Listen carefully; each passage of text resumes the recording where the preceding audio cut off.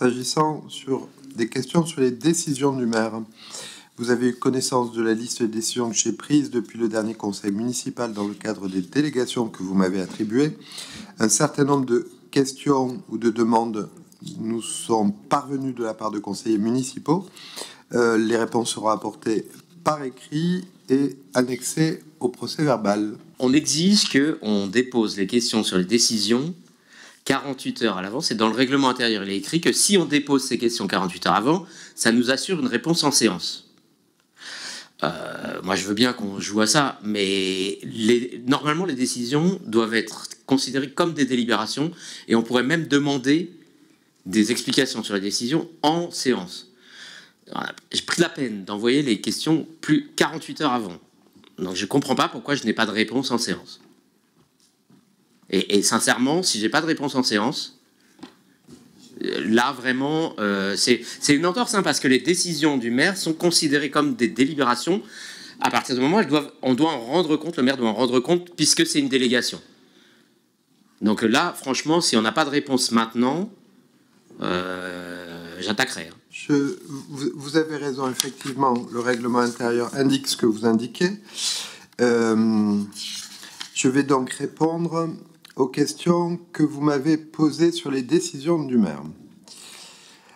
Sur la première question, concernant les décisions de décembre 2023, 801, 802, 803, il s'agit de décisions RH qui nous ont été communiquées très tardivement, faute pour les personnes en charge de connaître la procédure à suivre pour ce type d'acte.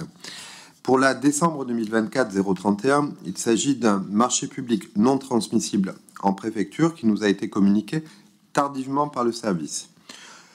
Vous posez également la question de constater que sur un certain nombre de décisions, l'absence de signature de l'autorité qui la prend, parfois l'absence de date ou de tampon, pourquoi il n'y a pas respect des normes légales qui s'imposent à la matière? Je vous réponds, en effet, sur certains marchés publics ou conventions, figure seulement la signature sans mention du nom et de la qualité du signataire, conformément à l'article L212.1 du Code des relations entre le public et l'administration, ou parfois en effet ni date ni signature. Il convient donc que nous soyons plus vigilants.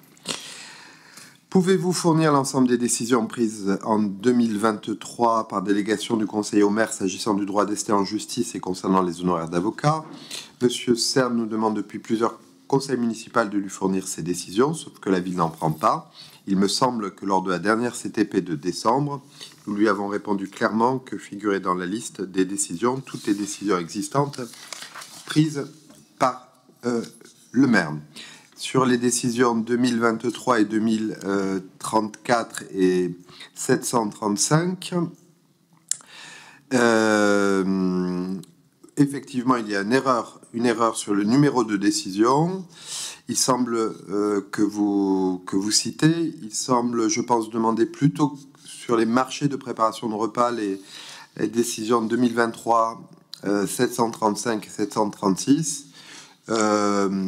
Vous nous le confirmerez si tel est le cas. Nous comprenons de votre question que c'est plutôt sur les marchés de fourniture de repas que vous voulez les éléments, et naturellement, si vous souhaitez l'ensemble des éléments de marché, nous vous les fournirons.